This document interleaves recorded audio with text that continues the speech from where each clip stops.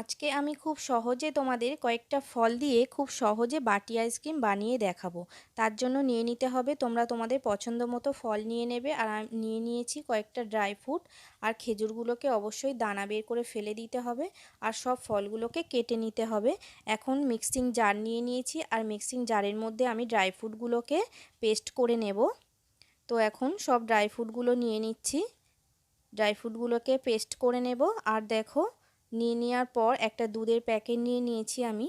আর এই দুধের দুধটাকে আমি গুলে নেব। আর মিষ্টির জন্য দিয়ে দিলাম একটু পরিমাণ মতো চিনি। এটা বুঝেই দিতে হবে, অল্প করেই চিনিটা লাগবে, কারণ সবই ফল তো মিষ্টি। আর দুধ দিয়ে এটাকে খুব ভালোভাবে পেস্ট করে নিতে হবে। এটাতে কোনো জল আমরা ব্যবহার করব না। তো দেখো, পেস্ট করে আমি ফিরে আসছি। তো দেখো, পেস্ট করা আমার হয়ে গেছে। এখন আমি যে কেটে রেখেছিলাম ফলগুলো, সেগুলোই দিয়ে দেব এক এক করে। আর বেদানাটা অবশ্যই তোমরা দানাটা ফেলে দেবে, ফেলে রসটা চিপড়িয়ে রসটা দেবে, আর দানাটা তোমরা ফেলে দেবে। সব একসাথে আমি মিক্সড করে ফিরে আসছি। তো দেখো, এবার তোমাদের ঘনত্বটা আমি দেখাবো। আর এই অবস্থায় তোমরা বাচ্চা থেকে বড়রা সবাই এই অবস্থায় তোমরা খেতে পারবে, বাচ্চা থেকে বড়রা সবাই খেতে পারবে।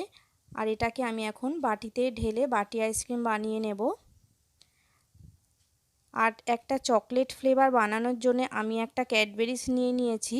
এটাকে একটা গরম জায়গায় একটা পাত্রে ক্যাডবেরিটা রাখলেই এটা গলে যাবে। তারপরে এটা ব্যাটারটা দিয়ে একটুখানি মিশিয়ে নিলেই আর বাটিতে পেতে নিলেই এটা চকলেট ফ্লেভারের আইসক্রিম, বাটি আইসক্রিম হয়ে যাবে। তো দেখো, বাটিতে ঢেলে নিলাম। আর একটু ব্যাটার বেশি ছিল, আমি একটা চায়ের কাপে নিয়ে সব কিছুকে একটা এখন ফ্রিজে রেখে দেব। 6-7 ঘন্টা পর আমি ফিরে এলাম। আর এই বাটি আইসক্রিম তোমরা মটকা আইসক্রিম হিসাবেও খেতে পারবে। তার জন্য চাকু দিয়ে একটা 4টে দাগ টেনে নেবে, নিয়ে দাগের মাঝ বরাবর কাঠি ঢুকিয়ে দেবে। তো দেখো, 4টে কাঠি ঢুকিয়ে দেওয়ার পর একটু টানলেই কিন্তু এটা খুব সহজে বেরিয়ে আসবে। তখন তোমরা একটা চাকুর সাহায্যে মাঝ বরাবর এটাকে কেটে নেবে। এরকমভাবে ঘুরিয়ে আবার এটাকে মাঝ বরাবর কেটে নেবে। খুব সহজেই এটা কেটে যাবে, তখন তোমরা মটকা আইসক্রিম হিসাবে খেতে পারবে। তো দেখো, একদম দোকানের মতো মটকা আইসক্রিম হয়ে গেছে। এটা তোমরা এইভাবেও খেতে পারবে। আর এখন একটা বাটি আইসক্রিমটা কেটে দেখাই। তো দেখো কত সুন্দর কেটে উঠে যাচ্ছে বাটি আইসক্রিমটা। এটাও তোমরা এইভাবে খেতে পারবে। আর যে গ্লাসে বসিয়েছিলাম, এটাও খুব সহজে উঠে আসবে। গ্লাস থেকে একটু টান দিলেই খুব সহজেই এটা গ্লাস ছেড়ে উঠে আসবে। যে চকলেট ফ্লেভারটাও বসিয়েছিলাম, সেটাও তোমাদেরকে কেটে দেখাবো। তো দেখো,